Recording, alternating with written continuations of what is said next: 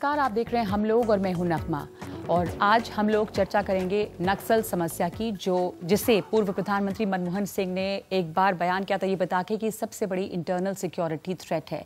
सुरक्षा बलों पर जो बड़े नक्सली हमले हुए हैं उसमें पिछले हफ्ते सुकमा का नाम एक बार फिर से जुड़ा। सीआरपीएफ के 25 जवान शहीद हुए। इससे पहले 2013 में भी सुकमा में एक बड़ा नक्सली हमला हुआ था। झारखंड में 2012 में बड़ा नक्सली हमला हुआ। दांतेवाड़ा में 2010 में, गढ़चिरौली 2009 सीआरपीएफ के 15 जवान शहीद हुए थे। छत्तीसगढ़ में 2007 में 55 पुलिस वाले नक्सली हमले में मारे गए। मकसद बताने का ये है कि लिस्ट काफ़ी लंबी है और इस तरह की हिंसा होती रही है और कोशिशों के बावजूद माओवादी हिंसा में देश में बहुत कमी नहीं आई है। ये ज़रूर हुआ है कि कभी कमी आई लेकिन फिर तेज़ी आ जाती है, लेकिन कोई ऐसा ठोस नतीजा अभी तक नहीं निकला है जिससे साफ हो कि ये समस्या जो है, जो इंटरनल सिक्योरिटी के लिए इतना बड़ा खतरा है, वो कम हो रही है या वो ख़त्म हो रही है। और इसी वजह से आज हम ये चर्चा करना चाहते हैं कि क्या ये सिर्फ लॉ एंड ऑर्डर प्रॉब्लम है, इस मसले का हल आखिर कैसे होगा, जिन जगहों पर यहाँ काबू पाया गया है इस पर क्या वहाँ से सबक लेने की ज़रूरत है, सुरक्षा बलों को कितनी मुश्किलों का सामना करना पड़ता है इसमें। और सबसे पहले मेरे साथ स्टूडियो में जो गेस्ट मौजूद हैं, मैं आपको मिलाना चाहूँगी मिसेस बिंदु झा से, जिनके पति जो हैं वो 2014 में जो एंटी नक्सल ऑपरेशन झारखंड में हुआ उसमें वो शहीद हुए। मेरे हस्बैंड 99 से सीआरपीएफ को ज्वाइन किए थे और उसके पहले 96 में बीएसएफ में थे। फिर 99 में उन्होंने सीआरपीएफ ज्वाइन किया था। तो एटलीस्ट उनका मतलब ऑल्दो 19 इयर्स जॉब हो चुका था सीआरपीएफ में जी, क्योंकि 2014 में शहीद हुए बिहार के जमुई डिस्ट्रिक्ट में। बहुत सेंसिटिव एरिया उसको माना जाता है और हमेशा ही तनाव, जो भी फोर्स में जितने भी फैमिली हैं सबको एक तनाव तो बना ही रहता है, उससे हम अलग नहीं हो सकते। और हस्बैंड भी मेरे हमेशा मुझे कभी ना कभी उनको ही दिमाग में था, तो मुझे बोलते थे कि हम लोगों की लाइफ में कभी भी कुछ हो सकता है। तो मैंने कभी सोचा नहीं कि मेरे साथ सही में ऐसा कभी हो जाएगा। तो मैंने उनको बोला कि आप ऐसे क्यों बोलते हैं, ऐसे इतना अशुभ बात मत बोलिए आप। बोले ऐसा बात नहीं है, हम लोग का जॉब का फीचर ही वैसा है कि जान को हथेली में लेकर के आप जाओ और जान को आप लौट आते हो तो आपका लक है जी, वरना तो उनका इंटेलिजेंस बहुत स्ट्रांग है और कभी भी कुछ हो सकता है। जी जी। आशुतोष भारद्वाज असिस्टेंट एडिटर हैं द इंडियन एक्सप्रेस के। बस्तर पे आपने इतना काम किया है, इतना रिसर्च है आपका। मैं आपने जो अभी नया अपना आर्टिकल लिखा मैं वो भी पढ़ रही थी। जैसा इन्होंने कहा कि जो जवान शहीद होते हैं तो उन्हें पता है कि इतना खतरा यहाँ पर है और जान हथेली पर लेकर जाते हैं। और वहाँ पर अभी जो हुआ वो डेवलपमेंट वर्क या जो सड़क बन रही है उसको गार्ड कर रहे थे ये सीआरपीएफ वाले, जो 25 लोग मारे गए हैं। पहले ये पूरा इलाका जो है जहाँ पर ये सड़क बन रही है नक्सलियों के कब्जे में था। तो कई लोग जैसे आप हैं और भी पत्रकार जो वहाँ जाते रहते हैं कह रहे हैं कि जो एक्सेस है वो शिफ्ट हुआ है, थोड़ा कंट्रोल यहाँ पे अब सिक्योरिटी फोर्सेस का इस इलाके पर आया और नक्सल्स वहाँ से पीछे गए। क्या ये एक रिटेलिएशन इसी का था? डेवलपमेंट को वो लोग रेजिस्ट करते हैं कि अगर अब विकास होगा तो फिर वो इलाका कब्जे से बाहर चला जाएगा। देखिए, सीधी सी बात है कि वो इस इलाके पर करीब 25-30 साल से हैं और वो इस इलाके को इतनी आसानी से नहीं छोड़ना चाहेंगे। लेकिन इस इलाके पर अगर सरकार अपना आधिपत्य जमाना चाहती है तो वो तरीका सिर्फ फोर्स का नहीं है। 2003 में सीआरपीएफ की पहली बटालियन छत्तीसगढ़ में गई थी। इस समय वहाँ 28 बटालियन है, इसके बावजूद ये हमले जारी हैं। यानी कि आप फोर्स की माइट से उस आदिवासी को नहीं डरा सकते हो, उस पर विजय नहीं पा सकते हो। और ये सिर्फ रिटेलिएशन ही नहीं है, या अटैक काउंटर अटैक की जो स्ट्रेटेजी है उन लोगों की, ये पिछले कई सालों से जारी है। तो इसको हम सिर्फ एक पर्टिकुलर रिटेलिएशन के तौर पर मेरे ख्याल से इसको देखना नहीं चाहिए। अभी बीनू जी ने कहा कि इंटेलिजेंस, एक तरह जानकारी नहीं मिलती है पुलिस वालों को, तो इंटेलिजेंस फेलियर बार बार होता है, या हम ये कहें कि जो गांव वाले हैं अलग अलग इलाकों के अलग अलग डायनामिक्स होंगे, पर वो माओइस्ट को, नक्सलियों को इन्फॉर्मेशन ज़्यादा देते हैं और सुरक्षा बलों को कम इन्फॉर्मेशन मिलती है या वो ट्रस्ट नहीं है। अगर गांव वाला नक्सली कोई सूचना अधिक दे रहा है, इसका अर्थ है कि वो उसके साथ मन और दिल से अधिक है बजाय स्टेट के। तो स्टेट की जिम्मेदारी है कि किस तरह से गांव वालों के अपने साथ जोड़ें। स्टेट का अगर नेटवर्क, इंटेलिजेंस नेटवर्क कमजोर है वहाँ, अगर स्टेट के लेवल पर इंटेलिजेंस फेलियर हो रहा है तो उसकी वजह यह है कि स्टेट उस इलाके को अपने साथ नहीं जोड़ पाई है। और जोड़ने का तरीका सिर्फ फोर्स नहीं है, जोड़ने का तरीका ये है जब सिविल एडमिनिस्ट्रेशन अंदर जाएगा। आपने डेवलपमेंट की बात की तो हमें ये भी देखना चाहिए कि पिछले 10-12 साल में हमने कितने सिपाही, कितनी AK-47 उस इलाके में डाली हैं और उसके बनिस्बत कितने स्कूल, कितनी राशन, कितना डॉक्टर, कितने चिकित्सक, कितनी ये ऐसी बेसिक फैसिलिटीज हमने उस इलाके में पहुंचाई हैं, तब हमें पता चल पाएगा वो डेवलप सो कॉल्ड विकास को रजिस्ट कर रहे हैं या फोर्स के अंदर आने को रजिस्ट कर रहे हैं। विश्व रंजन जी हमारे साथ पटना से जुड़ रहे हैं और आप वहां पर उस इलाके में डीजीपी रहे हैं छत्तीसगढ़ में। विश्व रंजन जी, फोर्सेस या सिक्योरिटी फोर्सेस या पुलिस जो है उनका लोगों से नहीं जुड़ पाना, क्या ये संदेश नहीं दे पा रहे हैं? जैसे कि जो नक्सली हैं, हमने पढ़ा देखा है कि वो कल्चरल जो तरीके हैं उसका भी इस्तेमाल काफ़ी करते हैं अपनी नैरेटिव लोगों तक पहुंचाने के लिए। पुलिस उसको काउंटर करने के लिए वो कोशिशें भी ले रही है कि लोगों को बताएं कि नक्सली कैसे उनके दुश्मन हैं, पर फिर भी वो, आपको लगता है सिचुएशन कुछ बदली है या अभी भी वो तालमेल जनता के साथ नहीं बना पा रही है सुरक्षा फोर्सेस जो वहाँ पे हैं? बस्तर में नक्सली या माओवादी आज के दिन में कम से कम 15,000 स्क्वायर किलोमीटर पर पूरी तरह से हावी, उनका पूरा कंट्रोल है। वहां करीब करीब जो सुकमा का इलाका है और उसके आसपास का इलाका है, 15,000 स्क्वायर किलोमीटर पर उनका पूरा वर्चस्व है, पूरा कंट्रोल है। वहां पर उनका जनाताना सरकार चल रहा है जिसके अलग अलग डिपार्टमेंट्स हैं। वो उस इलाके को अब कैप्चर करने की कोशिश की जा रही है। जो इलाका उनसे छुड़ा लिया गया है दंतेवाड़ा के आसपास या कुछ बीजापुर के आसपास, नारायणपुर के आसपास, उन इलाकों में पब्लिक जो है, जनता जो है वो पुलिस की तरफ आने लगी है, पुलिस को इंफॉर्मेशन भी देने लगी है। लेकिन जो नक्सली का वर्चस्व का इलाका है जो साउथ बस्तर में है और अबोजमाड़ में है, वहां पर नक्सली पूरी तरह से कंट्रोल किए हुए हैं उस इलाके को। और अब ये समस्या है कि उस इलाके को अपनी तरफ कैसे मिलाया जाए। ये रोड ओपनिंग जो हो रहा है, रोड बन जो रहे हैं, वो इसलिए बनाए जा रहे हैं क्योंकि नक्सलियों ने पिछले 20-25 साल में उधर वहां के सारे रोड्स डिस्ट्रॉय कर दिए गए थे, बर्बाद कर दिए गए थे।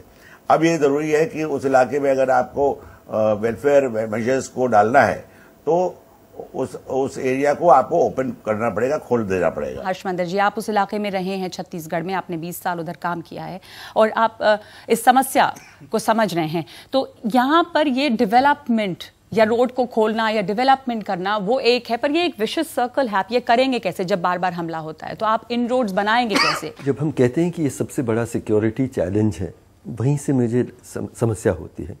ये हमारे अपने नागरिक हैं, दे सिविलियंस ऑफ आवर कंट्री, और देश के सबसे जो गरीब और शोषित समूह हैं।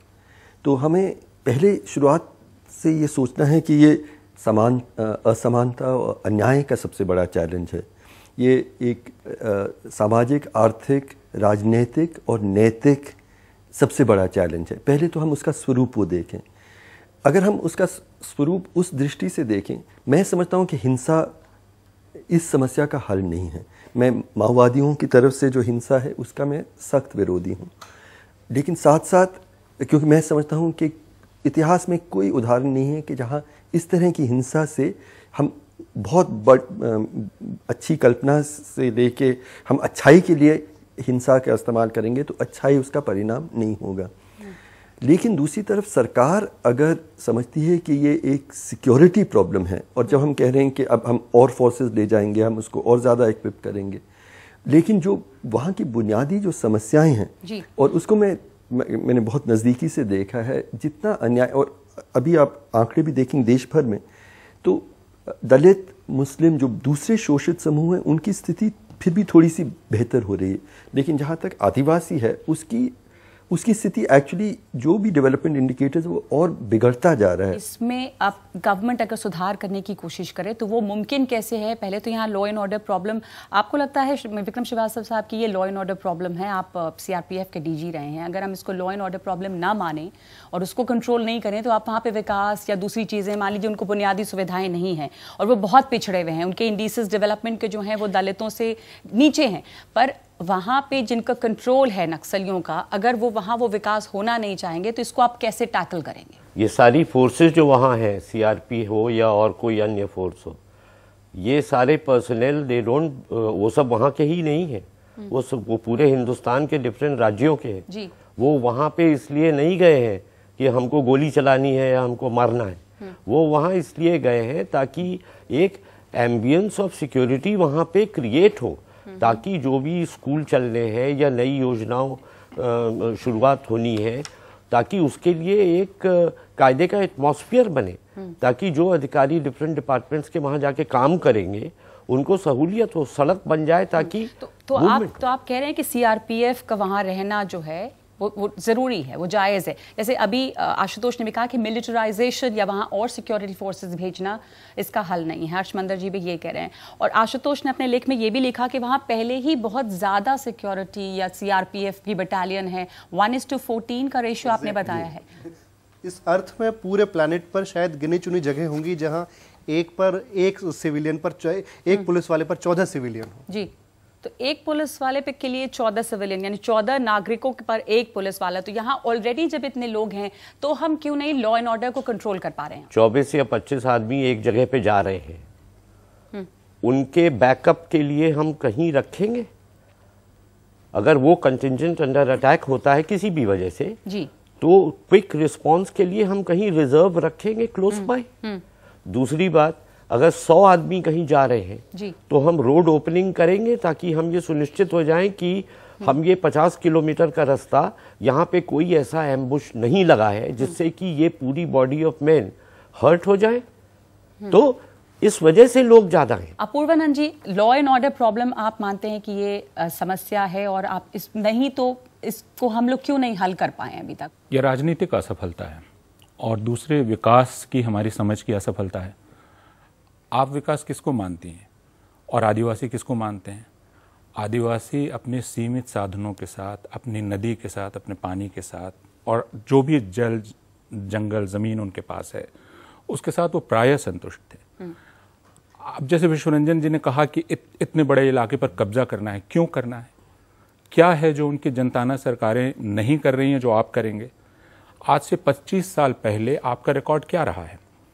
तो ये सवाल पूछे जाएंगे। दूसरे कि यह हम कहते हैं कि यह हमला हुआ सीआरपीएफ पर, यह हमला किया नक्सलियों ने, लेकिन उन हजारों आदिवासियों का जिक्र नहीं करते जिनको इस बीच मार डाला गया, जो माओवादी नहीं थे, और उन 500 औरतों का जिक्र नहीं करते जिनकी सूची अदालत में है, जिनके साथ बलात्कार किया गया और सुरक्षा बलों ने किया और बाकी लोगों ने किया। उन औरतों का जिक्र नहीं करते जिनको बलात्कार करके मार डाला गया और जिनकी जांच का आदेश वहां के मानव अधिकार संस्था ने दिया है, राज्य की। मैं सिर्फ यह कह रहा हूं कि यह पूरी तरह से हमारी राजनीतिक समझ की असफलता है। आदिवासियों को आप क्यों उजाड़ना चाह रहे हैं वहां से? क्यों आपने गांव जलाए? क्यों उनको गांवों से हटाकर दूसरे रेवेन्यू विलेजेस में भेजा? आपका कहना है कि वहां पे 2005 जब जैसे सलवा जुडूम की शुरुआत हुई उसके बाद से क्या ये समस्या और बढ़ी है? गांव जलाए गए? बिल्कुल बढ़ी है। और सलवा जुडूम को तो खुद उच्चतम न्यायालय ने कहा है कि आप कर क्या रहे हैं? आप आदिवासियों का अपराधीकरण कर रहे हैं। ये समस्या इतनी सरल है जैसा आप कह रहे हैं कि आदिवासी वहां खुश थे अपनी सरकार, मैं ये नहीं कह तो रहा, वहां विकास होना नहीं चाहिए। मैं सिर्फ ये कह रहा हूं कि आपके विकास का क्या मतलब है? आप कह रहे हैं ये जमीन दे दो, इसके नीचे खनिज पदार्थ हैं, बाकी चीजें हैं, इनका इस्तेमाल राष्ट्र के लिए किया जाएगा। जो हम देख रहे हैं वो ये कि आप दरअसल बहुराष्ट्रीय कंपनियों के लिए और पूंजीपतियों के लिए वो जमीन हड़पना चाह रहे हैं। ये बात बहुत स्पष्ट है। हम इसको झुठला सकते क्या हैं। इस वजह से ये शुरुआत, ये आइडियोलॉजिकली नक्सलिज्म की शुरुआत और किस लिए आदिवासी लड़े, पर अभी जो वहां पर है क्या यही है कि अगर आप वहां से सिक्योरिटी फोर्सेस को हटा लें और वो अपनी जंगल जमीन का अधिकार उनके पास रहे, तो ये जो नक्सल एक इंडस्ट्री की तरह काम कर रहा है, अब क्या आदिवासी उसमें खुश रहेंगे? आम आदिवासी पूरे दक्षिण बस्तर का इस समय नक्सलियों से बहुत ज़्यादा खुश नहीं है। 30 साल पहले वो इस इलाके में आए थे और 30 साल से उन्होंने, ठीक है, कुछ एक उनको अधिकार दिए, उनकी स्त्रियों को अधिकार दिए, जंगल को अधिकार दिए, लेकिन इसके बावजूद लड़ना नहीं चाहते। अब वो लोग उन नक्सलियों की लड़ाई में वो बंदूकें नहीं उठाना चाहते हैं। लेकिन समस्या ये है कि उन्हें सरकार पर भरोसा नहीं है, और चूंकि सरकार पर भरोसा नहीं है तो इसलिए उन्हें नक्सली कहीं अधिक सुरक्षित लगता है। नक्सली के साथ तो भी लगता है कि अपनी भाषा बोलता है, अपना आदमी अपने गांव का है, अपने देहात का है, तो उससे मैं नेगोशिएट कर सकता हूं। सरकार के साथ कोई कम्युनिकेशन है ही नहीं, इसलिए वो बाध्य है वो माओवादी के पास मुड़ने के लिए। तो समस्या ये है। आपने हम सबको याद है एलेक्स पॉल मैनन, जिन्हें कस्टडी में लिया गया 2012 में, और आपने एक इंसिडेंट का उसमें जिक्र किया है कि एक लोकल जो उस वक्त जो माओइस्ट था उनके पास आया और कहा कि जब आप बाहर जाएंगे तो हमने एक हैंडपंप की अर्जी दी है, आवेदन दिया, आप उसको देख लीजिएगा। हैंडपंप मैकेनिक तो ये घटना इतनी अद्भुत है, ये इस पूरे नक्सलवाद की, इस माओवाद समस्या को समझने की कुंजी हो सकती है। आप कल्पना कीजिए, एक बहुत ही हाई प्रोफाइल एक सेलिब्रिटी है, एक कलेक्टर है, उसको आपने एबडक्ट किया हुआ है, और वहाँ जो व्यक्ति उसको गार्ड कर रहा है वो खुद ही आकर एक बड़े वल्नरेबल मोमेंट में कहता है कि साहब हैंडपंप मैकेनिक का एक आवेदन किया, बाहर जाए तो जरा देख लीजिएगा। तो अगर स्टेट इसको एड्रेस करे, उस व्यक्ति की इस निरीहता को, इस ये जहां जो थरथरा है जो व्यक्ति, उसको एड्रेस करेगा तो मेरे ख्याल से समस्या सुलझ सकती है। स्टेट इसको एड्रेस कैसे करे? मान लीजिए कि हम गरीबी से समझें इसको, भरोसा नहीं है सरकार के ऊपर, वो भरोसा बनाना, गरीबी को मिटाना जिसको एक्सप्लॉइट कर रहे हैं। अगर वो हैंडपंप के अर्जी की बात कर रहे हैं, मैकेनिक की अर्जी की, तो अगर वहाँ लॉ एंड ऑर्डर का बंदोबस्त ना किया जाए या सुरक्षा बल ना हो या डेवलपमेंट अगर आप ना करें तो ये कैसे करें? जंगल पर और एक उनके ज़मीन पर एक कब्जा था, उनका एक वे ऑफ लाइफ था, उसको हमने बिल्कुल तोड़ दिया है। और अभी जो ग्लोबलाइजेशन का जो वक्त है, इसमें हम और तेज़ी से चाहते हैं। मैं रायगढ़ में कलेक्टर था, 20 साल बाद वहाँ गया, तो बिल्कुल, और उन लोगों का कि दुर्भाग्य यह है कि सबसे अच्छा कोयला का बेस उस ज़िले में है।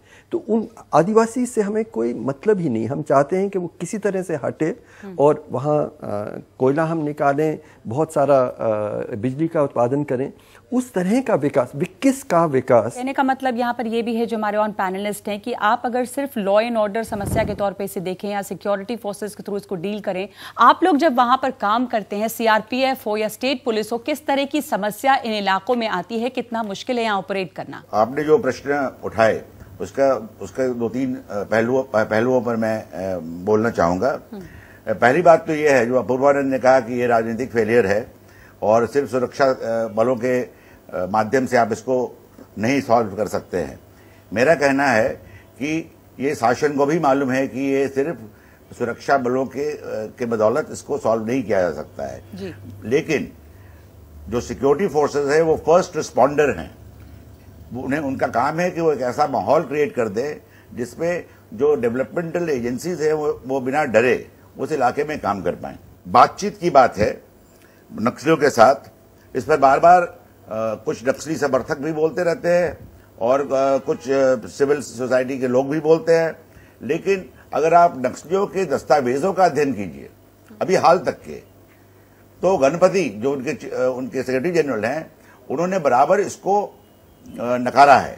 वो इसको एक गलत, उन्होंने कहा कि ये रिविजनिज्म है और बातचीत करना एक बचकानी बात होगी जिससे ये जो रेवोल्यूशन है वो पीछे हो जाएगा। यहां तक कि जब प्रचंड ने नेपाल में बातचीत करने की पहल की तो गणपति ने उसे भला बुरा कहा और कहा कि आप रेवोल्यूशन के गद्दार हैं। बातचीत हो कैसे? बातचीत के लिए अगर आप लॉ एंड ऑर्डर अपने हाथ में लें और स्टेट के खिलाफ रहें और तैयार ना हो बातचीत के लिए, तो प्रशासन कैसे बात करेगा? हाँ, पहले इस बात का जवाब, ऐसा नहीं है कि बातचीत की पहल नहीं हुई, बातचीत की शुरुआत नहीं हुई, लेकिन उसमें चालाकी और धोखाधड़ी किसने की? राज्य ने की। हमको आज़ाद का केस का मसला याद है। आज़ाद एक बहुत ऊंचे दर्जे के अधिकारी अगर माओवादियों में आप देख लें तो थे, लेकिन सरकार ने क्या किया? आज़ाद को ही मार डाला। तो फिर बातचीत के लिए जब माओवादी नेतृत्व सामने आ रहा है और आप सोच रहे हैं कि आसान है, अभी वो हमारे सामने है, उसको मार डालो, तो फिर विश्वास का माहौल कैसे बनेगा? शिवरंजन जी, आपसे एक कमेंट, उसके बाद मैं ब्रेक लूंगी कि जवान शेर बहादुर घायल अवस्था में उन्होंने कहा कि हम सरकार से यही कहना चाहते हैं कि हमें ज्यादा और ताकत दे, मोर पावर्स और इंटरफेरेंस कम, दखल अंदाजी कम हो। इसको कैसे समझें हम? नक्सली जिन औजारों का वेपन्स का इस्तेमाल करते हैं वो पुलिस सिक्योरिटी फोर्सेस से लूटे गए ही वेपन हैं। जितने वेपन वो इस्तेमाल कर रहे हैं वही है। उनके पास एक एडिशनैलिटी है, वो एक्सप्लोजिव माइंस जो वो खुद बनाते हैं। और बस्तर में हम लोग ने 300 केजी के माइन बरामद किए हैं, जिससे एक माइन प्रूफ व्हीकल भी चित्रों में उड़ जाएगा। लेकिन जो उनके वेपन्स हैं जिससे वो लड़ते हैं वो सब वही हैं जो पुलिस के पास है। दूसरी बात, जो फर्क आ रहा है वहां पर कि हमारे सीआरपी का कोबरा और एसटीएफ स्टेट पुलिस का, जिसे स्पेशल फोर्स के जैसा ट्रेन किया गया है, वो नक्सलियों के खिलाफ ज्यादा सतर्क, ज्यादा अच्छा स्ट्रैटेजी और टैक्टिक्स का इस्तेमाल करते हैं और उनमें बहुत कम नुकसान खुद को होता है और अच्छा खासा नुकसान वो नक्सलियों को दे देते हैं। जबकि जो दूसरे फोर्सेज, चाहे वो सीआरपी की बटालियन हो या स्टेट पुलिस की बटालियन हो, वो जो हैं उनकी ट्रेनिंग जो है वो अभी तक उस तरह की नहीं हो पाई है जिससे वो हर समय पूर्ण सतर्कता के साथ रहे और उतनी अच्छी स्ट्रैटेजी नक्सलियों के खिलाफ इस्तेमाल कर पाए जैसा कि नक्सली फोर्सेस के खिलाफ करते हैं। तो एक बात तो ये है। दूसरी बात, जहां तक इंटरवेंशन का सवाल है, पॉलिटिकल इंटरफेरेंस का सवाल है, तो पॉलिटिकल इंटरफेरेंस जहां तक छत्तीसगढ़ का था वो जरा भी नहीं था। जो हथियार उठाए हुए नक्सली हैं वो हैं कौन और गलती हमसे हो कहां रही है और इस समस्या को कैसे आखिर देखा जाए, तो जो तमाम जानकार यहां पर हैं और जो लोग हैं उनसे हम जानेंगे इसके बाद कि सरकार अगर फेल हो रही है तो लोगों की राय क्या है और हम क्या करना चाहते हैं। एक ब्रेक लेंगे और लौटते हैं इसके बाद।